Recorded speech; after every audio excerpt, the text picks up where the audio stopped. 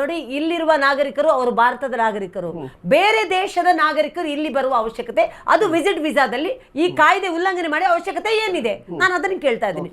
ಅದು ಅಲ್ಲದೆ ಇವರ ಮಾನ್ಯ ಸಿದ್ದರಾಮಯ್ಯವರ ಅಫೀಸ್ಮೆಂಟ್ ಪಾಲಿಟಿಕ್ಸ್ ಇದು ಮೊದಲಲ್ಲ. ಇವರ ಓಲೈಕೆ ಏನಿದೆ ಮಾಡಿ, ನಿಯಮ ಉಲ್ಲಂಘನೆ ಮಾಡಿ ಮತ್ತೆ ಓಲೈಕೆ ಮಾಡ್ತೀರಾ. ಈಗ ತಾನೇ ದಸರಾ ಹೊತ್ತಲ್ಲಿ ಏನ್ ನಡೀತಾ ಇದೆ, ನಮ್ಗೆ ಅಪಾರ ಗೌರವ ಇದೆ. ನಮ್ಗೆ ಮಾತಾಡಕ್ ಬಿಟ್ಟಿಲ್ಲ. ಬಾನು ಮುಸ್ತಾಕ್ ಅವರ ಬಗ್ಗೆ ಅಪಾರ ಗೌರವ ಇದೆ ನಂಗೆ. ಅವರಿಗೆ ಬೂಕರ್ ಪ್ರಶಸ್ತಿ ಬಂದಾಗ ನಾನು ಅಭಿನಂದನೆ ಸಲ್ಲಿಸಿ ನನ್ನ ಟ್ವಿಟರ್ ಅಕೌಂಟ್ ಅಲ್ಲಿ. ಅವರ ಜೊತೆ ದೀಪಾ ಬಸ್ಕಿ ಕೂಡ ಅನುವಾದಕ್ಕೆ ಅವರಿಗೂ ಬೂಕರ್ ಪ್ರಶಸ್ತಿ ಬಂದಿದೆ.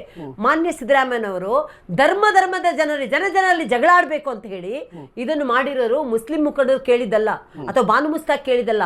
ಮಾನ್ಯ ಸಿದ್ದರಾಮಯ್ಯನವರು ಅಫೀಸ್ಮೆಂಟ್ ಪಾಲಿಟಿಕ್ಸ್ ಮಾಡಕ್ಕೋಸ್ಕರ, ಜನರ ಓಲೈಕೆಗೋಸ್ಕರ ಧರ್ಮದಲ್ಲಿ ಒಡೆದಾಡುವ ನೀತಿ ಮಾಡ್ತಾ ಇರೋದು ಸಿದ್ದರಾಮಯ್ಯನವರು ಮೊದಲಲ್ಲ. ಇಲ್ಲಾಂದ್ರೆ ಇಡೀ ದೇಶದಲ್ಲಿ ಬೇರೆ ಯಾರು ಅವ್ರಿಗೆ ಸಿಕ್ಕಿಲ್ವಾ? ನಾವಿಷ್ಟು ಹೇಳಿದ್ವಿ, ಅವ್ರನ್ನ ಕರೀರಿ. ಇದೇ ತರ ಇವತ್ತು ನಾಳೆ ಇಲ್ಲಿ ಇಂತಹ ಒಂದು ದೊಡ್ಡ ಸಮಾವೇಶ ನಡೀತಾ ಇರುವಾಗ ಬೇರೆ ದೇಶದಿಂದ ಯಾಕೆ ಕರೆಸ್ತೀರಾ? ನಿಮಗೆ ಇಲ್ಲಿ ಇಲ್ವಾ ಯಾರು? ಅಲ್ಲ, ಅದು ತಪ್ಪ. ಕಾಯ್ದೆ ಉಲ್ಲಂಘನೆ ಮಾಡಿ ಮಾಡೋದು ಸರಿಯಾ ತಪ್ಪ ಹೇಳಿ ಮಾತೆತ್ತಿದ್ರೆ ನಮ್ಮ ಶಫೀಲ್ ಸರ್ ಹೇಳಿದ್ರು, ನಮ್ಮ ನಾಗರಿಕ ನೋಡಿ, ಭಾರತದ ನಾಗರಿಕರಿಗೆ ನಾವು ಮಾತಾಡ್ತಿಲ್ಲ ಸರ್. ನೀವು ಮತ್ತೊಮ್ಮೆ ಹೇಳ್ತೀನಿ, ಸಹಬಾಳ್ವೆಯಿಂದ ಬಾಳ್ತಾ ನಾವು ಅದ್ರ ಬಗ್ಗೆ ಮಾತಾಡ್ತಿಲ್ಲ. ನಾನು ಹೇಳುದು ಹೊರಗಡೆ ಅವರು ಬಂದು ಏನು ಶಾಂತಿ ಸಾರ್ತಾರೆ ಇಲ್ಲಿ? ಇರಾನ್ ಟರ್ಕಿ ಅವರು ಬಂದು ಇಲ್ಲಿ ಏನು ಶಾಂತಿ ಕೊಡ್ತಾರೆ? ಯಮೆನ್ ಅವರು ಬಂದು ಇಲ್ಲಿ ಏನ್ ಮಾಡ್ತಾರೆ? ಬಟ್ ಇಲ್ಲಿ ಧರ್ಮ ಪ್ರಚಾರವನ್ನ ನಾವು ಬರೋದು ಬೇಡ ಅಂತ ಹೇಳಿಲ್ಲ ಸರ್. ನೀವು ಬರೋದು ಬೇಡ ಅಂತ ಹೇಳಿಲ್ಲ. ವಿಸಿಟ್ ಮಾಡಿ ಟೂರಿಸಂ ಮಾಡಿ, ಬೇಡ ಅಂತ ಹೇಳಲ್ಲ.